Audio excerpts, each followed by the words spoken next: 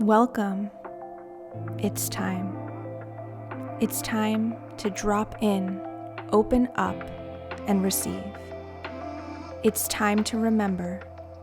It's time to believe. Let's elicit the beautiful, the good, and the true. It's time for me. It's time for you. Hello, and welcome back to the channel. Another episode of It's Time with Jillian Melissa.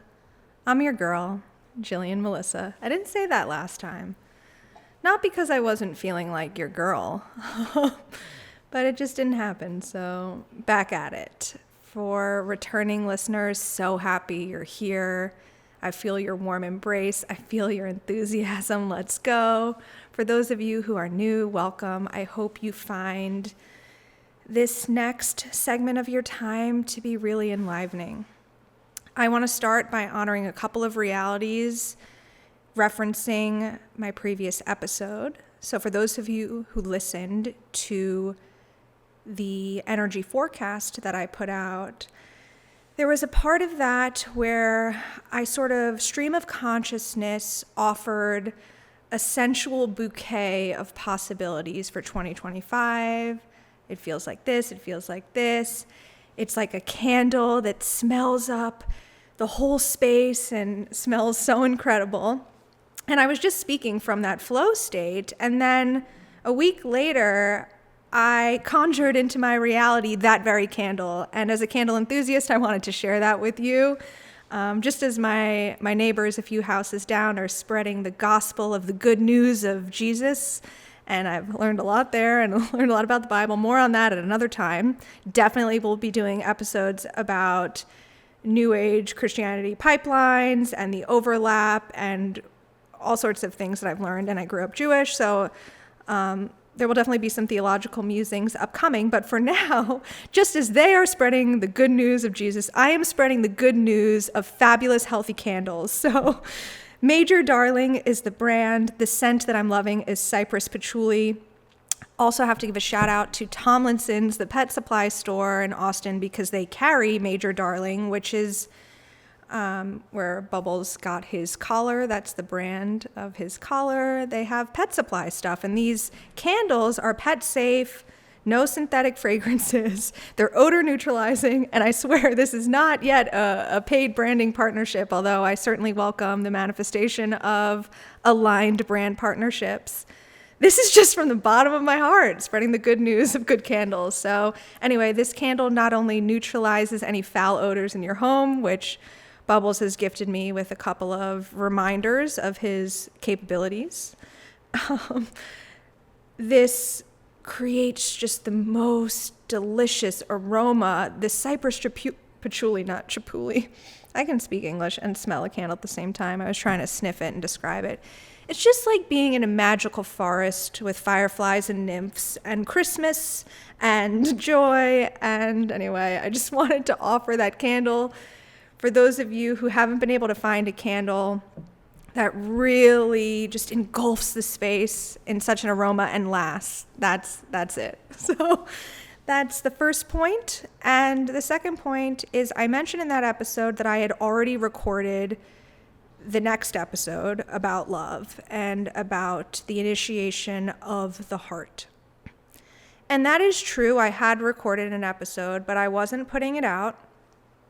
And I thought I was just waiting on divine timing. But then the guidance was to re-record the episode. So what you're receiving now, I am currently recording on Tuesday, March 4th, 2025, amidst a wind advisory. It feels truly like the Wizard of Oz out there. And this is not the version of this episode that I had intended on putting out. I'm going to explain what's going on there, and then we're going to dive in. So I recorded that episode in the apartment of the man who I have perceived as my twin flame for the last 5 years. And he has been a huge part of my spiritual awakening journey, which is kind of ironic in some senses in that he's so 3D and really doesn't have the natural buy-in to a lot of the psychic phenomenon that have become the underpinning of my career the last 5 years and the crux of how I live my life. I make every decision essentially intuitively guided from spirit, from God. I start my day with grounding, connecting to spirit, connecting to my heart, clearing my energy. I've cleared the energy of him and his siblings. They've reached out to me, or one in particular, like, I'm feeling this certain thing on me. Can you help clear? I've, really connected to him through energy, through telepathy, through mediumship, connecting to his higher self. The way his higher self has supported me, as well as the higher selves of his cousins, his parents. Like, I have had such a spiritual journey with him in addition to a very 3D journey. And the 3D journey has also been spiritual in its own way. I had never shared so much of my heart with someone, let them see the fullness of me, shared intimate aspects of what it felt like to go through all the traumas that I went through, which I was served quite the buffet. And I had also never been in something of that nature that wasn't formalized by a title, such as boyfriend, girlfriend, or the parameters therein. The long-term relationships I had had prior to this man, they were my boyfriends. I had a couple of other things. I had plenty of other things, actually. But I had a few longer-term things where I pined for someone and they pined for me. And maybe we were, wanting to see if we could make something work. But I've never been in this type of relationship where it was just so much more amorphous and unclear. Most of the men, again, that I've dated. They were my boyfriend. I was their girlfriend. We decided we were monogamous, although I wasn't always. And that's part of my healing journey and something that I can talk about more in subsequent episodes. The point is, I felt this wild attraction to this man, and then I felt it was more than just an attraction, certainly more than just a sexual attraction, although that was certainly there. He has the jaw of Hemsworth and the eyes of a merman and, the most unfiltered raw laugh I've ever heard, and what I thought was a heart of gold. There was, yes, this raw attraction and this very dynamic connection that we both felt. But then there was also a lot of other stuff, wounding and not love. And all to say, I had recorded this transmission about love in his apartment at a time when we were going through quite a contraction, quite a sticking point. I was evaluating the ways in which the situationship was an addictionship, a flirtationship. Maybe I had just been projecting potential onto somebody who was showing no evidence of fill in the blank, and maybe this was all me not feeling deserving, and why can't he be my boyfriend? It's so simple, and shouldn't I just be with the guy who wants to be with me? Like, this is ridiculous, and maybe I've gotten this wrong, or, just a very contracted moment in our relating. And you can hear that contraction in the sound of my voice. You can hear that pain when I've listened back to edit that hurt of that season is in my voice. And I just didn't want to pour that out to you. It doesn't feel like the right frequency. And also, because I was very much contemplating themes of not love at the time, right? Codependency is not love. Addiction is not love. Some of these things are not love. And, the twin flame narrative and journey that I was opting into was one in which I was purifying the not love templates in order to just leave what's there. For me, a true twin flame is here anchoring and embodying unconditional love for self, for God. That also shows up for partner, for divine counterpart, for twin. And so I really do feel that I've gotten such a crash course in love. What is capital L love? How do we embody it? And I wound up talking a lot about not love in the episode. A lot about my years going to CODA meetings. I was forced to go to Codependence Anonymous when I lived in one of the sober living houses, Rewrite Recovery, that I lived in Los Angeles. And I spent a lot of time elaborating on what love is not. And while most of us do actually enter into the topic of love through not love, it's how we ultimately find out what love is, by experiencing, often in a brutal way, and that my experiences have been quite violent and brutal. Often we experience not love to come to chisel away at reality, to see, to feel, to know, to come to be love. All to say, I think entering into the topic of love through not love is a beautiful entry point. And it's what I did in that episode. But it doesn't feel like the true and proper approach. So today, after a very long preamble, I am going to attempt to offer codes of love, a transmission of love that feels more honest and pure and purified of the not love. And then I can do topics of not love in other episodes, but I'm really feeling that what is needed now more than ever, what is needed right now for you and your ears and your life and your heart, is a deep dive into love.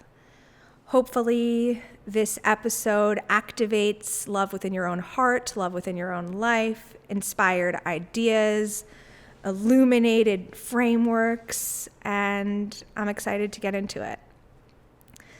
One last thing I'll share is that in preparation for this episode, I've compiled multiple Google Docs and Microsoft Word documents on the heart, love podcast drafts, love podcast notes. And I've been working on these notes for months and months and months, and I'm embarrassed to tell you this one is 800 pages, this one's 400 pages. Again, I shouldn't be embarrassed, but all to say, these notes are they're not condensed, and they're vast. Clearly, I could speak on the topic of love for hours and hours and hours, but we're already 13 minutes in, and you just don't, or, by the time this is edited, maybe it's 11, maybe it's 12, who knows, but we're in, and I don't want to keep you for hours. So I'm going to take the pressure off myself to tell you absolutely everything I've learned about love from every resource I've ever consumed, from every angle, and just allow myself to channel what's in our highest good. So it's at this moment that we transition. Please, as always, ask your body if there's anything you need. Make some popcorn, grab some tea, and let's dive in. Love. Today I desire to talk about love. Love is the very substrate we exist within. It is what we truly are at our core. We are love in motion. Of course, that's when we're in our highest form. And yet, so often, love seems to evade or elude us. And a comprehensive definition certainly seems outside of our grasp. Why is it that we have such a hard time defining love, let alone embodying it? I think it's important to first acknowledge that that's just what happens when we're surrounded by something native. Right? A fish in water doesn't know it's in water. If you asked a fish, what is water? It would have no concept for a host of reasons. I mean, it wouldn't have the language skills to communicate any of this anyway, wouldn't understand the premise of the question. But if it had the mind of a human, you get it. Water is pervading every molecule of its existence, so much so that it is one with water. And in the same fashion, love pervades every molecule of our existence, and we are all pieces of a greater whole, a divinity. Our spirit, our soul is part of a larger web, and that is a web of love, of light. That's one reason love seems so challenging to pin down. And then, of course, because there are forces other than love that seem to, and in fact, may often reign supreme in our world. It's a tragic irony that when we look around, so much of what we perceive is not love. News stories of terror and war, children being killed, traffic. I get Amber Alerts on my phone like every day of children being stolen away. And less dramatic things like manipulation, mind control. I mean, everywhere you turn, it seems like you can find a whole lot of not love. And so I thought it would be really helpful today to share a definition of love, to do my best to elaborate on love. And my hope is that even if you zone out in some of the wordiness and the describing and my synonyms and pontificating, you will feel the energy conveyed from me, through me, into you. My life has essentially been an ego demolition, one after another, until I became love, capital L love, saw that was my essence. And that's ultimately how I healed. When different people in my extended family have asked me, like, how'd you heal from all these things? They saw me over the years from the sidelines, hearing I was sick, hearing I went to rehab, seeing me roll up in a wheelchair to this family affair or the other thing. Was it Mark Hyman? Was it the supplements? Was it this? Was it that medicine? Was it this?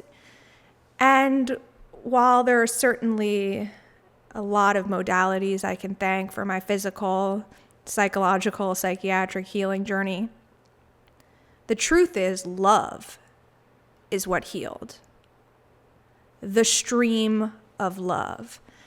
And that stream is an energy stream, like a water slide or a slide, like a water slide or a tube.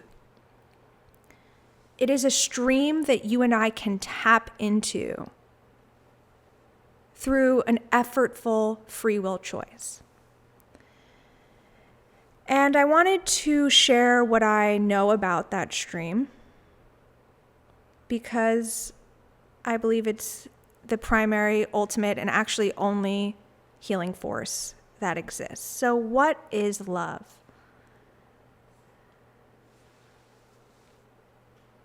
Love, first and foremost, is a force of reconnection. So if trauma is a disconnect from the true self, all healing then is an endeavor in reconnection. The impulse that ties all of those disparate pieces together, that is the force of love. Love enables you to reconnect with all parts of you that you've been disconnected from, what people call integration. Parts of self, mind, body, emotions, connecting your body to your spirit, your mind to your spirit, making all parts of yourself in alignment. When they're connected, that's when you're thriving. You're living in integrity. You're in congruence. You can make meaning of your life. That reconnective power comes from the stream of love.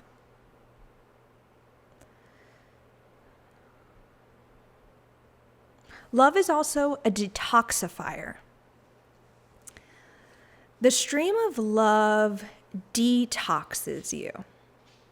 And this is why true love can actually be uncomfortable at times, just like if you're going through any sort of medical detox protocol, it can be highly uncomfortable. Love detoxes illusion it detoxes trauma, and it physically detoxes the body.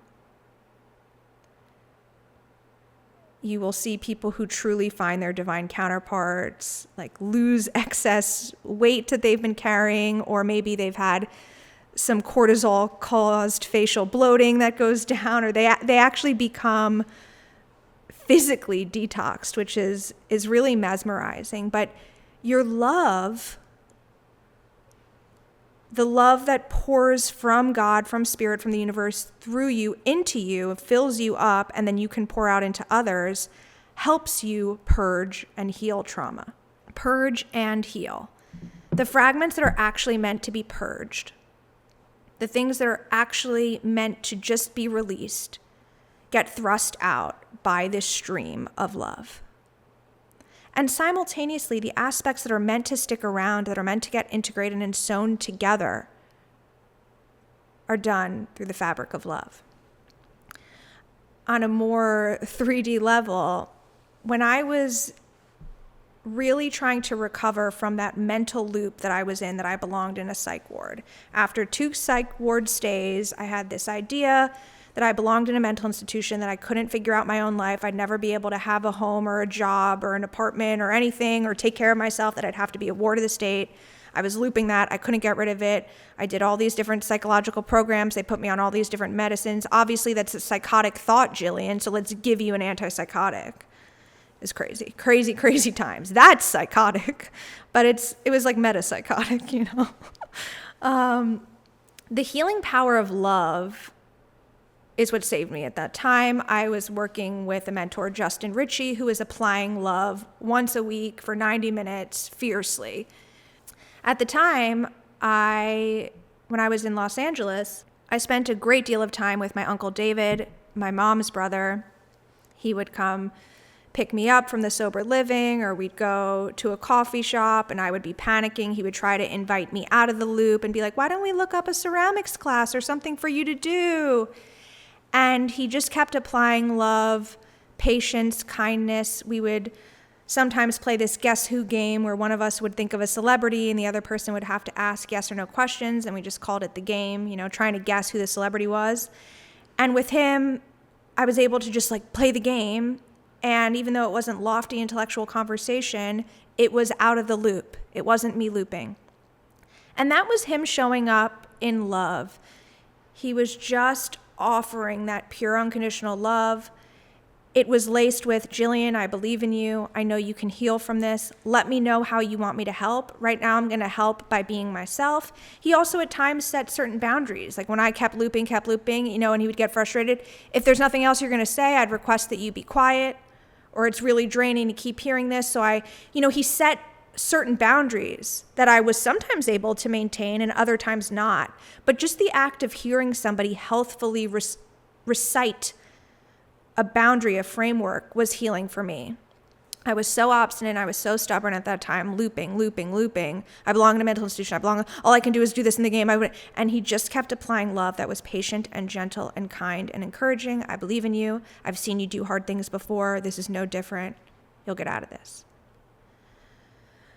And that eventually detoxed the lie. And I was able to then apply that love to myself. As such, love is an evolutionary impulse. And this to me is the really, really, really special thing about actual love. Love wants to make you better, and it makes you better. Anyone can say, I love you. Anyone can feel even a feeling of what we call love, which might be affection, it might be obsession, it might be excitement, it might be joy and peace, it might be a bunch of things, but it might not actually be the stream of love. Love itself is not a feeling. Love is an evolutionary impulse. So when I say at the end of my Instagram stories, I'll be offering this transmission, a little nugget. Here's how you can differentiate between your higher self and your ego, or here's how you can notice when your healthy ego is operating in accordance with your higher self, so you know that as you're exerting your egoic will on the world, you're also exerting a divine will and you're doing good. And here's how you can tell, blah, blah, blah, blah, blah, blah, blah. Okay, have a great day. I love you. When I say that I love you at the end to my Instagram or Facebook community, I'm not saying I love you in a romantic sense. It means something different than when I say it to my partner, or it means something different when I say it to my mom, sure. And love in those senses can also be a feeling. But when I say I love you to my community, that's what I'm referring to. I am offering an evolutionary impulse here because I want to see you shine. I want to see you grow. And it's not just a desire like, ooh, I want to help you because it makes me feel good. It's literally, I know in an embodied sense that that's what the energy of love does. Love doesn't just desire to help somebody become better. It doesn't just offer empty promises or say I encourage you or I do things for you. It is in the action. Love works on a person. Love guides someone towards better outcomes. And sometimes love guides us to painful outcomes or undesirable outcomes to teach someone skills or to refine that person, to refine their heart, to modify their deservability or their concept of self-image or whatever the lesson is. But the energy of love, because it is an evolutionary impulse, because it can only help you heal and grow, it will always guide you to the right resources, the right mentors, the loving validation, the product or supplement that actually helps you heal. The energy of love truly is a stream that I believe operates outside of the self and moves through the self. The energy of love will help you set appropriate boundaries.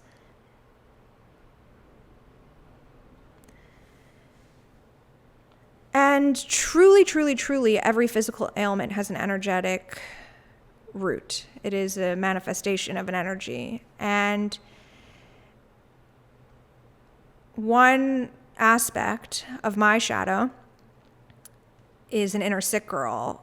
I noticed when I was young, when I was sick, I got the best version of my mother for a while. And so part of my shadow was unconsciously manifesting sickness. That's not the whole story. That's a very distilled, very one piece of the puzzle, but it's what I'm offering you right now. I spent a lot of time operating in that inner sick girl part, that part of myself that identified with that. And honestly, it was unconsciously ruling my life. So it wasn't like I was consciously aware at the time. I would never claim any of this at the time. This took years of healing in hindsight. But it was this energy of love, this evolutionary impulse of love that I'm referring to, that I had modeled through certain people in my life. Uncle David was one that I just mentioned. My mentor, Justin Ritchie, was another. I've felt it from many people, through myself as well. But it was this energy of love that allowed me ultimately to eventually feel safe and strong enough to see that about myself, to describe my own contribution to my suffering, right? As I described when I was in it, when I was being shuttled from doctor to doctor, when I was getting all these different diagnoses, trying these different medications, feeling like a victim. How come I can't stand up in the shower? How come I have to do IV infusions in my dorm room? This sucks. Why can't I just be healthy like everyone else? I deserve to be able to dance. Like, I didn't have this conscious awareness of my own contribution. It was the energy of love that allowed me eventually to feel safe and strong enough to see that about myself. And then it was that energy of listening to the heart, and in a moment we will transition into what that means, that helped me navigate through all those micro decisions of which practitioners to work with, which medications to get off, try this type of physical reconditioning, et cetera, et cetera. Love is a force of alignment, harmony, and balance. It's also a really important aspect and facet of love. And because love is a force of alignment, harmony, and balance, it seeks to create that condition within ourselves. So again, I don't want to steep too much into not love today, but if you find yourself in a connection where you're not feeling aligned, or you're not experiencing emotional balance or harmony, it's probably not a loving connection. Again, that doesn't mean that this person wouldn't claim to say, I love you, or have feelings of love for you. But the impulse that is moving through you and the energy that you're co-creating together, what you're swimming in, is not actually love. Another interesting facet of love is that it's really properly oriented to time. And if you want to hear more about this, you can listen to Gigi Young.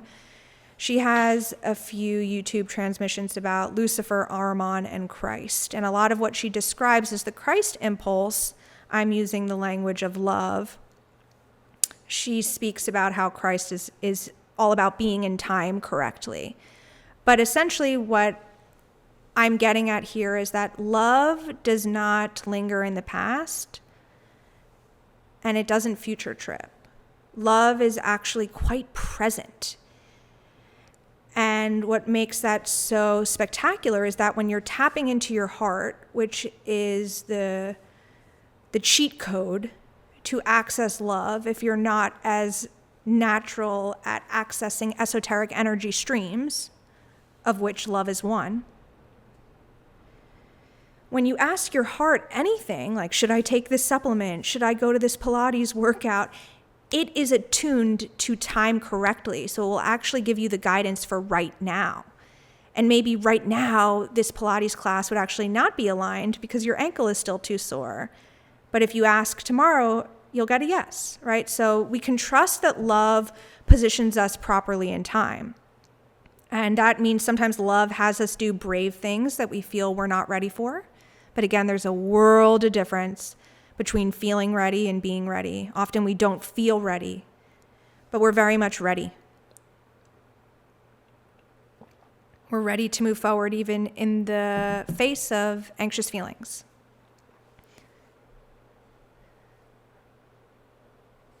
The love impulse is an alchemical one.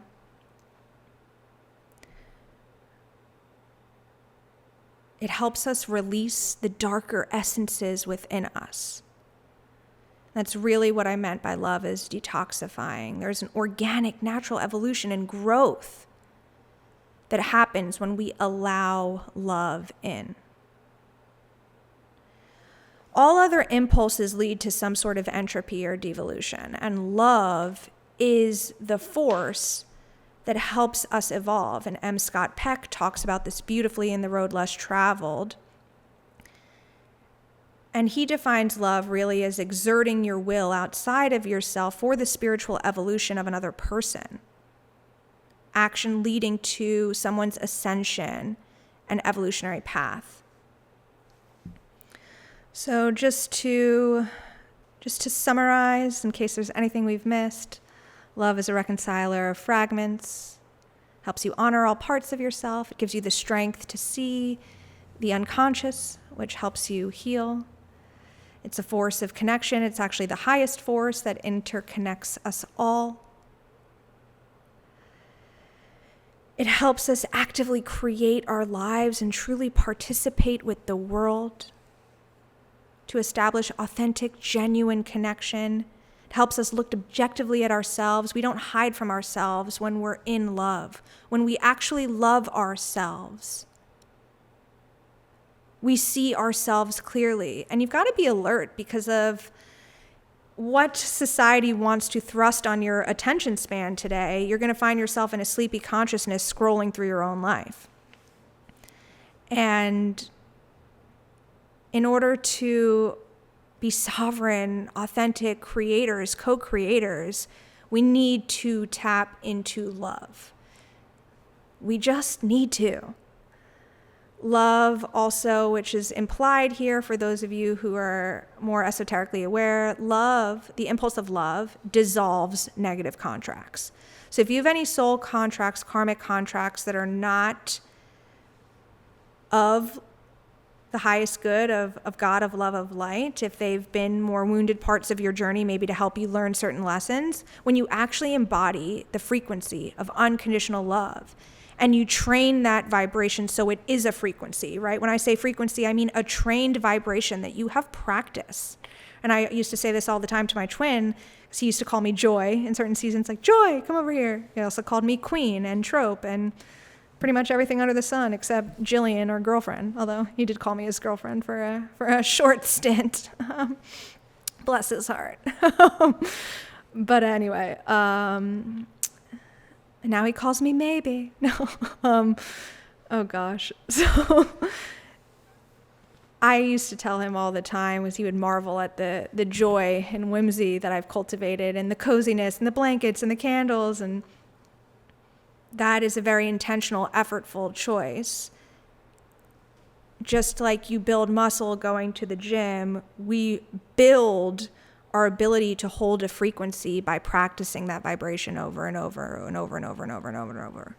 So when you're embodying true unconditional love, you are going to dissolve soul contracts that do not vibrate at unconditional love. You're going to heal all your trauma. You're going to reconcile your fragments. You're going to rigorously self-examine. You're going to embody courage, discipline, grace, discernment, the freedom from feeling bound, right? Love does not hold any energy hostage. It encourages freedom. And of course, most notably, you're going to evolve. In my life, I have found when a karmic contract ends, the person literally just disappears. Like they just vanish. I never hear from them ever again. And that's how you'll truly know. But there are other workings of that. There are other possibilities. So that's not the only clue. I do believe the overall challenge of mankind is to be able to radiate compassion in the world very deeply in your body. Your body is a holy vehicle, and we are here to make society better, to make society a holy place where we don't hide from each other, where we don't demonize each other, we don't villainize each other, and we don't traumatize each other. Build a higher society around love where we don't traumatize each other, where we're all being in service to love, of love. Gosh, it seems so simple. And yet apparently it's so difficult. And that will help us transition into why it's so difficult. Because very few people actually embody love or go through the initiation of the heart because of how hard it is. Love and embodying love, first and foremost, forces you to give up ego stories and old maps. And again, referencing M. Scott Peck in The Road Less Traveled, he does a beautiful job of elaborating on this. For as we negotiate the curves and corners of our lives, we must continually give up parts of ourselves. Love forces us to give up so many aspects of self and what we believe about who we are and maybe how godly we think we've been. But we have to remember that for all that is given up, even more is gained. But many can resist giving up ego stories, right? I described my path as a twin flame, which is not just about this romantic journey with this man I've been talking about. It's really such a small part of the journey, and the name and the narrative has been so co-opted. I will continue to speak honestly about my twin journey, regardless of whether I end up romantically with this man or find myself a beautiful, spectacular, loving soulmate who is a different man and whom I haven't had to traverse these darker terrains with. I can't claim to know how everything's going to shake out, but I do want to speak out about my journey because the journey is one that forces unconditional love, and that is my main calling here. That's why I'm on earth, is to love, right? That's what I do in my sessions with clients. Ultimately, it shows up in different forms. Sometimes I'm channeling nuggets of things that they can do to make their life feel better or get a desired outcome. Sometimes I'm doing more of a therapeutic process where I'm helping them do their own parts work, their shadow work. Sometimes it's intuitive training. Whatever it is love working through me, offering the person sitting across from me on the Zoom screen what they need, what will help them evolve and heal and detox and alchemize and all the traits and attributes of love that I described. But a huge part of that is ego demolition. And a lot of people don't want that. A lot of people resist the loss of balance that it causes. Who wants that? Who wants to feel like you're dying? Love also requires a tremendous amount of discipline. And while discipline is actually an enlarging process for many of us, especially those of us who are so attracted to the concept of freedom, discipline can feel stifling and constricting. When I'm embodying discipline, I'm delaying gratification, I'm assuming responsibility, I'm doing annoying tasks, some of which are really annoying, like taking out the trash, or even just the spiritual, energetic discipline of all the routines that I go through. I've had clients say to me, like, I just won't cord cut because I don't have the discipline. I don't want to do it. Now, sometimes they won't be that transparent or they won't say the word discipline. But unfortunately, despite how much we resist it, discipline is the means of human spiritual evolution. And the force that lies behind discipline that enables us to have the motive and the energy for discipline is love. Love and discipline really do go hand in hand. And so that will to extend oneself for the purpose of nurturing one's own or another's spiritual growth, that M. Scott Peck definition of love, requires a certain discipline. Maybe it might be the discipline of keeping your mouth shut in a moment when you want to, as the kids say, crash out. Right? In this season, right now, I'm being guided to allow my twin to go on a journey without me.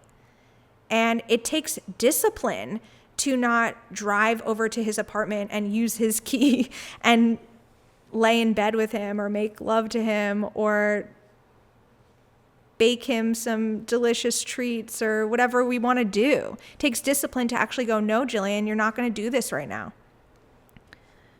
That is actually my act of love. That's how love is moving through me. And so a lot of us abandon real love because of how effortful it is. It's actually a tremendous amount of hard work, right?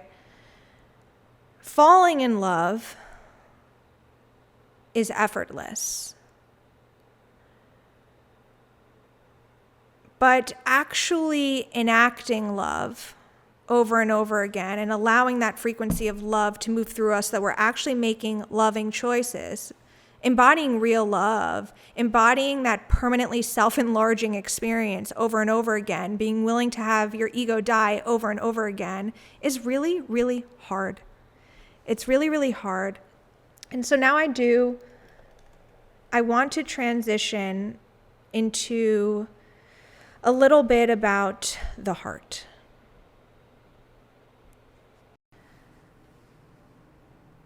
That frequency and stream of love, while I could describe it to you, and I have, is ultimately something that needs to be felt and experienced and embodied by all of us. And as I mentioned earlier, the heart is really the cheat code, and it's the pathway. It's a beautiful entry point. I remember when I first encountered heart math. This was when I was at the sanctuary in Sedona in 2018, and I got hooked up to these little devices, and then I'm doing a meditation with this guy, Thomas, and he's tracking my heart rate variability and this, that, and the other thing, and can I stay in the green? And I was mesmerized. And yeah, check out Heart Math if you haven't. But there's a very real spiritual heart center that science is now able to understand a bit more than it ever has, and it will continue to grow in that awareness. Understanding the heart and how to connect with your heart will be a beautiful way for you to start to feel into the stream that I've been referring to and calling love today. The heart is the energy center of our time. It is the harmonizer and the balancer. As you know, it's smack in the middle of the chakra system. The Trinity chakras above. You got the psychic chakras, vast energy in those upper chakras that is essentially outside of time. And then you've got those lower three chakras, the beauty of the physical world, that denser material energy, more understood by our lower minds. And the heart is where that higher energy is digested by those lower three chakras. It is that place where we can make real and give birth to and ground the information from those higher systems. We're all choosing to tap into different energy and from different energy centers in different ways at different times. That makes us all unique, makes us all just part of that beautiful kaleidoscope of humanity. But the heart, in a practical sense, is our emotional center. And while the mind likes to place things in boxes, the mind often can't understand that emotional center. That emotional center doesn't always make sense to the mind. And in the heart, there's an alchemy that takes place where it makes the mind and the emotional body one. So I think there's this misconception, and this is something that my twin struggled with, that listening to my heart is just listening to my feelings, which it's not. Often our feelings come from wounding. Like I might feel, this is a very drastic example, but I might feel like I want to snort some cocaine before I do a session. I don't, thank God. But there was a period of time in my life where snorting some cocaine felt like a really snazzy idea. Felt like it. I'm not saying I did that. Obviously, I abide by the law. J. Lance Lebetkin, attorney at large. That's for you. Our feelings aren't facts, as others would say, but what I mean to say is that our feelings aren't always the heart, right? I'll have people in sessions all the time, like, I feel like I want to do this, I also want to do this. And when they tap into their heart, there's a quiet, still response that blends the mind and the emotional and instinctual centers. There's an alchemy. That is our truth. We can begin to really get the info that we need for our lives when we tap into our heart. So literally, I invite you to place a hand on your heart and see if you can just start to cultivate any felt sense underneath your hand. The heart and love is the consciousness we need to envelop ourselves in to get timely information and tracked information psychically that is in the correct resonance for what we need right now. The more at one with your heart you are, the more power you have. The more at one with your heart you are, the more power that you have. That means listening to your heart, heeding its guidance, being able to hear or sense or smell. And this is where all the clairs can come in. Your intuition is that language that will communicate with you.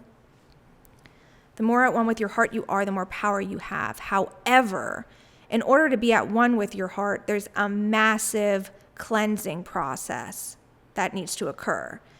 The heart can develop quite a buildup, and as we were discussing earlier, that's why a lot of people don't go through that initiation of the heart. A lot of people don't want to, and they might completely ruin their lives with bad habits or self-sabotage or addictions or letting the one they love get away just because they don't want to go into the heart space because it's too painful or they don't have the appropriate support system. And just like muscles build up a certain degree of tension, the muscles and tissues surrounding an injury will get tense and tightened to protect an injury.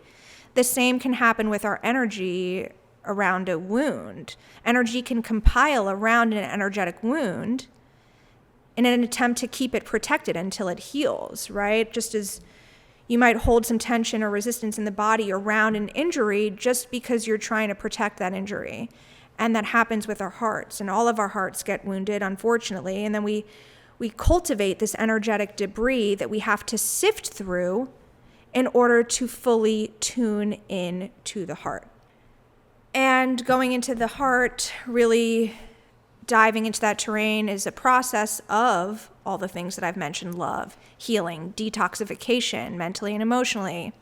It's also a process always of intuition development.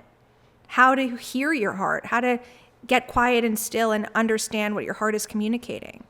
And so if you have zero reference point, you'll have no idea what you're doing. If you've never done this before, that's okay. If this sounds completely woo-woo, that's okay. I encourage you to just sit with your heart anyway and establish a strong routine of discipline where you sit with your heart and you just try. Getting quiet, noticing your breath, placing your hands on your heart. That can be your physical heart, your spiritual heart, your higher heart chakra. Maybe just write down what you think is coming through, what you feel like it's saying, even if you feel like you're making it up. Just start the pump, start the process. You're connecting, you're building sensation there, you're seeing what comes forward, you're cultivating that relationship. And of course, a hack is to either cultivate gratitude or think of things that you think you love, right? The heart, more than anything, is activated in a way that we can understand most by love. Love is the energy, the sensations, the thoughts, the images that activate the heart more than anything. Love, heart, love, heart, love, heart, love. So if you're having a difficult time connecting to your heart, you can just try to feel emotions that you would imagine are on the spectrum of love. Maybe peace, gratitude. Maybe you think of someone who smiled at you on a walk. Think thoughts that are loving towards the self. Maybe some affirmations. My heart is open. My heart is alive. It's easy to connect to my heart. It is easy to feel my heart. It is safe to sit with my heart. Gigi Young has some great materials about the heart. There's plenty of information to study it, to learn about it, to figure out how to feel emotions that are centered in love, how to enact love in your life, how to find what love is trying to do through your life. For a while, love was trying to work through my life in this career format. I birthed Jillian Melissa Intuition. I did group containers, private sessions. Now I feel love moving through me in a different way, and so I'm heeding that call. And I really encourage you to have no expectations when you're doing this. Expectations are like a wood chipper, Gigi Young once described in one of the many videos of hers I've watched. Those expectations, you have this open-ended cosmic glorious energy, and if you have these expectations of what it's supposed to feel like, what being psychic is supposed to mean, what love is supposed to do, by the time that glorious energy gets down to you, it's just completely decimated and destroyed.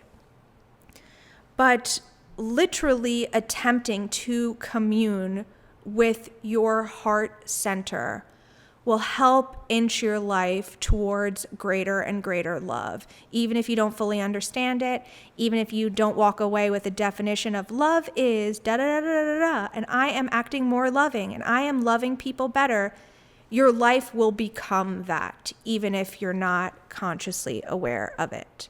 But of course, the goal is to really be able to have that attunement, that awareness, so that we can enjoy the process and the privilege of embodying love, caring for others, caring for self in a way that is of the light.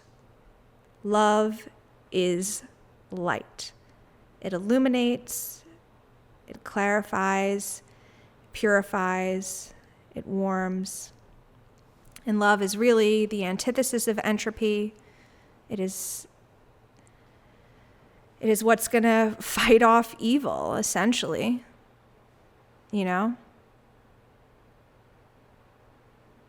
And M. Scott Peck writes in The Road Less Traveled, as entropy on the one hand and the evolutionary flow of love on the other are opposing forces, it is only natural that these forces will be relatively in balance in most people, while a few at one extreme will manifest almost pure love, and a few at the other extreme, pure entropy or evil. And so I do believe part of my mission here, part of why I exist, is to be a manifestation of love, and that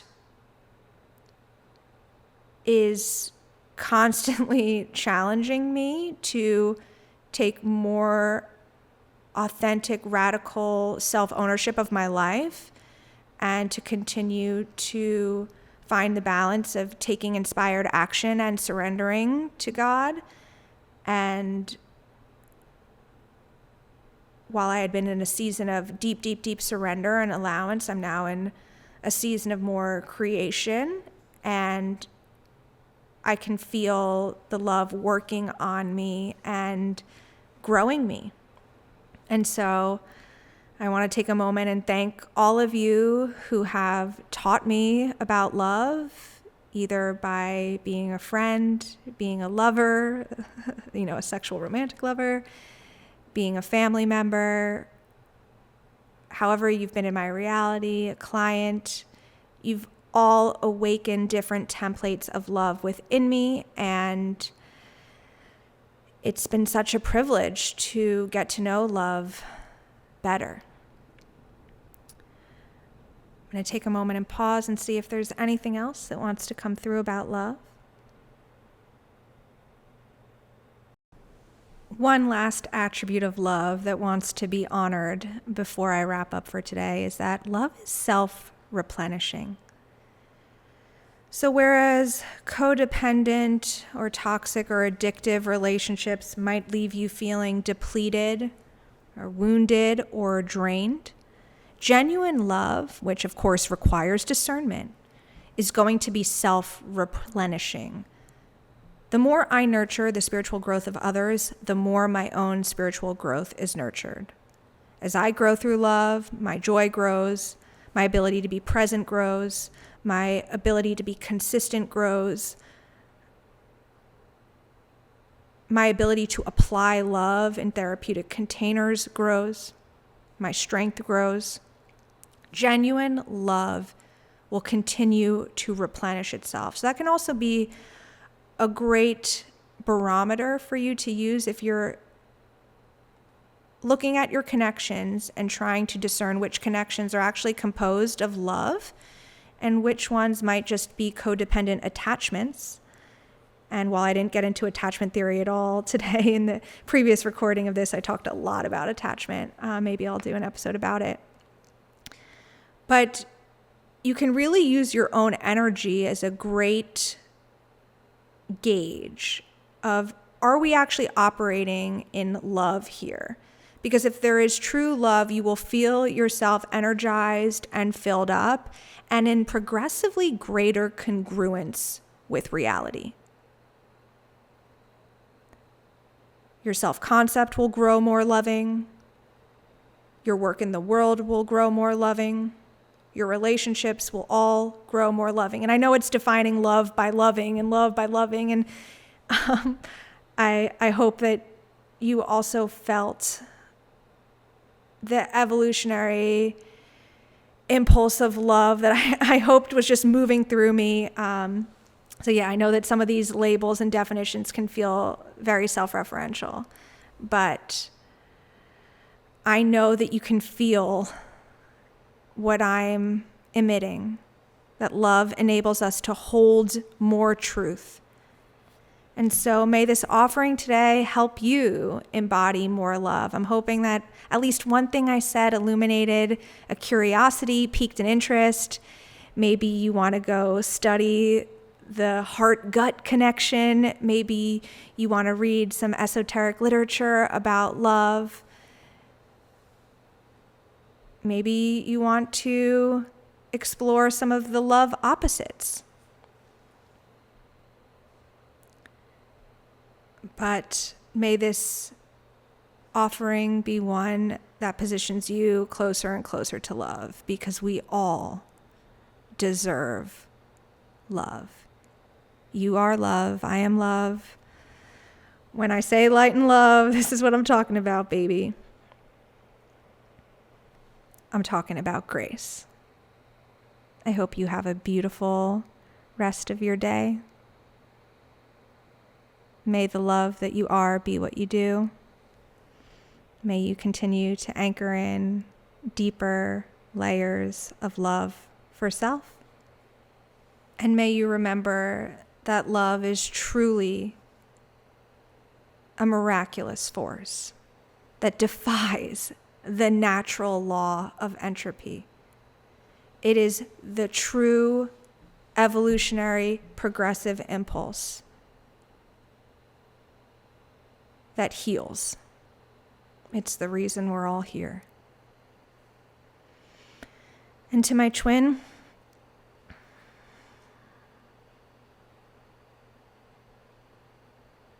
I forgive you.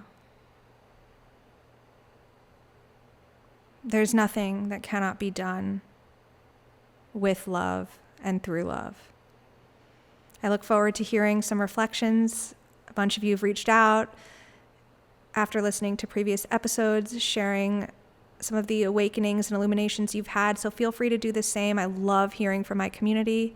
And Continue to be the beautiful beams of light that you are. It's so inspiring. I'll connect with you soon. Thank you so much for tuning in to It's Time with Jillian Melissa. If you're feeling like it's time to leave that toxic relationship, launch that business, share your voice with the world, if you're feeling like it's time for whatever it probably is, so I invite you to trust your intuitive compass. And if you're feeling like it's time to connect with me, I invite you to follow me on Instagram at JillianMelissa_intuition. That's really the hub of all my content, and using the link in bio, my link tree, you can access links to book a private session with me. You can join my monthly membership community through Patreon. I post upcoming workshops, group channeling classes, intuitive guidance gatherings, and much more. So that's really the best way to stay connected with my energy.